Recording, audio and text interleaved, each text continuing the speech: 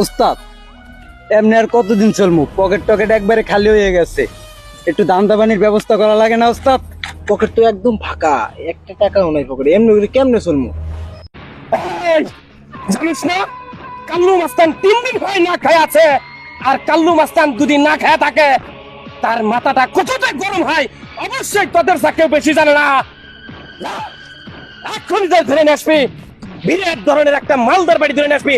আর যদি না ধরে নিয়ে আসতে পারিস, বুঝতে পারতেছ সেই কাল্লু মাস্তান রাগ হইলে কি করতে পারে। যাইতেছি ওস্তাদ, আপনি ঠান্ডা হন। এখন ধরে নিয়ে আসবি। ওস্তাদ ধরে নিয়ে এসো, ওস্তাদ।